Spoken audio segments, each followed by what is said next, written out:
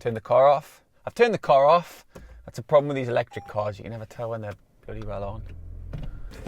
When I was a teenager learning about cars by playing on my PS1 like a cool kid,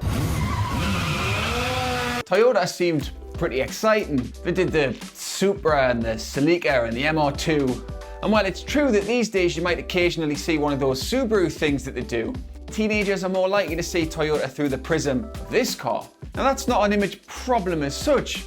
It's no bad thing to be seen as an arbiter of green motoring and synonymous with A-list celebrities. Pitching! But it's not conventionally exciting, is it? Step in this, the CHR, the coupe high rider.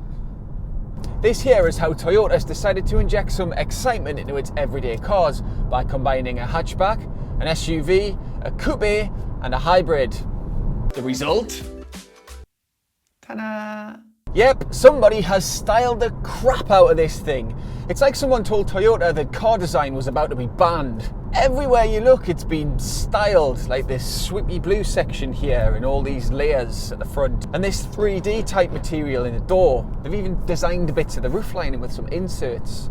I've been looking at this car for about a week now and I still can't figure out what shape it is. There are more scoops here than in the Ben & Jerry factory. It appears to have had a Brazilian butt lift, and Toyota calls these disguised door handles. That's right, you'll never find them. In fact, they're so impressive that in homage to Toyota's designers, I'm going to do the next section disguised as Phil Mitchell from EastEnders. This should be good.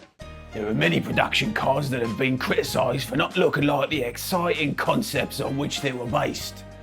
And, all joking aside, you can't really say that of this. Just having a laugh, that's all. Remember that? Love it or hate it, the CHR is the most interesting looking crossover there is, and that does not come at the expense of practicality, generally. There are plenty of storage holes around the cabin and they're all pretty sizable, and actually it's pretty big in here, a proper sized car for a family with 2 kids. Legroom, headroom, all that, no problem, front and back. And it has a big boot, sort of. I mean, this space here is 377 litres and that's okay. Nice shape, high loading floor, etc. Although the back seats don't fall completely flat and that'll probably irritate you a bit. Now the real problem this car has, aside from the absolutely massive rear blind spots there, is one of categorization. See, you look at this thing from the outside, it actually has the appearance of a compact crossover, like a Nissan Juke. And actually to drive it feels like one too. You sit high but it feels compact around you. And that'll be a positive thing for many people. But in fact, it's not that compact. It's pretty much the same size as a family crossover. It's a mere 3mm shorter than a Seat Ateca and a single centimetre shorter than a Nissan Qashqai. And that makes it significantly longer than, say, the Juke. On that basis, the boot starts to look rather small, as you can see by comparing these statistics. Not only does it lose out to the 2 aforementioned crossovers on volume, it's also smaller than the boot of some compact crossovers. And yet it's priced at the top end of the family crossover market. In that sense, it really is a coupe in that it gives you less practicality but charges you more money for it. The thing is, in an actual coupe, you also get a proper driving experience as part of the deal.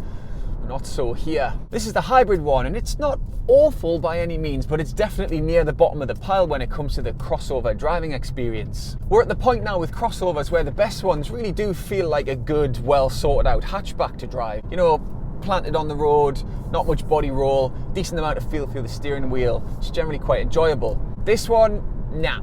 It's got more of a lumbering SUV feel about it. It rolls loads around the corners and you don't really feel anything of what's going on underneath you. Not just the handling that's a bit lackluster, the drivetrains are too. At the bottom end of the range, there's a 1.2 litre petrol turbo with a manual gearbox. It does 0 to 62 in a positively lethargic 10.9 seconds. But it's the hybrid that really saps the life out of the CHR, as it does from pretty much everything it's in, to be honest. I mean, sure, economy jumps to 74 miles per gallon, which means a bit less road tax and a lot less company car tax, and also fewer trips to the petrol station. But that also makes the process of accelerating like this. Want to hear the most annoying sound in the world?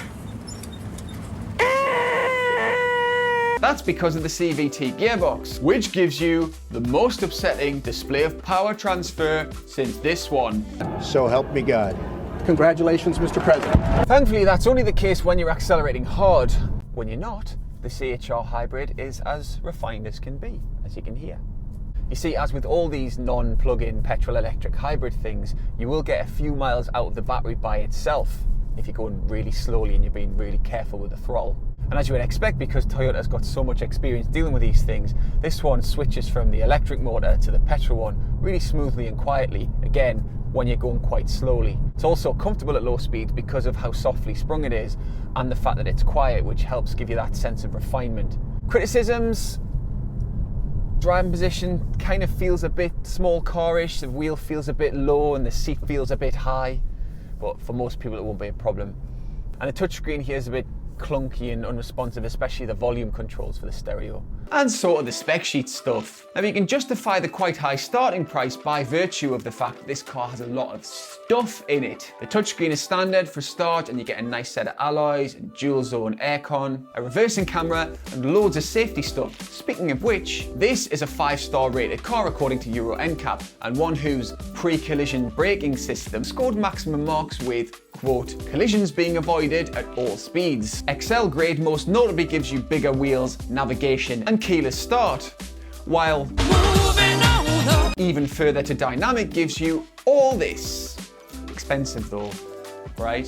Ultimately, these looks combined with all that kit do make the CHR feel more techy than the average crossover. And that's sort of the thing. I mean, if you can get over the fact that it just feels like it's trying a bit too hard to be cool, wouldn't know what that's like myself, obviously, then it's probably the most exciting crossover you can buy, driving experience aside.